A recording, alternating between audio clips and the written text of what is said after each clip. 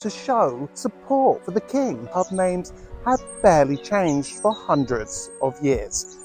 This is the Red Lion. There are over 500 of these across the UK, but just down the road, there's another Red Lion. And if you go a few miles that way, yep, you guessed it, another Red Lion.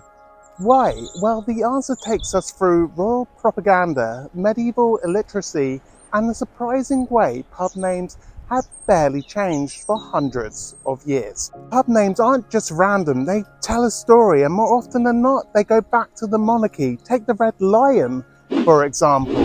Back in the early 1600s, King James I of England and James VI of Scotland, because history is complicated, declared that his emblem, the Red Lion, should be displayed on important buildings, including inns and taverns, and as a show of power, a way of stamping his authority across Britain. And over 400 years later, that lion is still hanging above the doors of pubs all over the country.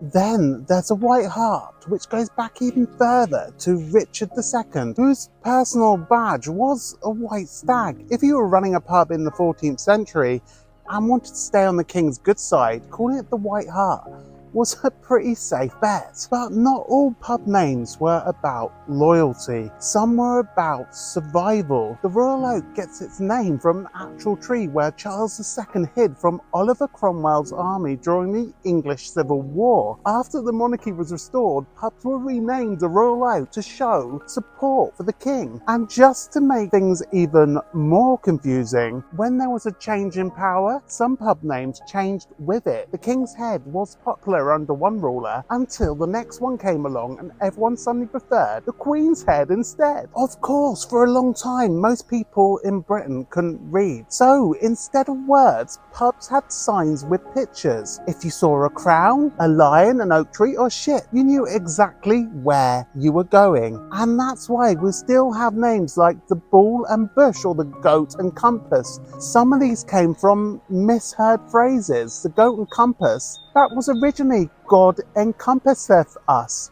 which over the years got a bit warped. So why haven't pub names changed? Well, even though we can all read now, the power of tradition is strong. When you see the Crown or the White Hart, you instantly know it's a pub, and big chains like Greene King and Wetherspoons stick with classic names because they're recognisable, nostalgic, and let's be honest, nobody wants to drink at the innovative gastropub concept. So next time you see a Red Lion or the Royal Oak, remember, you're not just looking at a pub, you're looking at a little piece of history, a name that survived kings, wars, and centuries of change, and yet somehow it's still the first thing people think of when they open a new pub.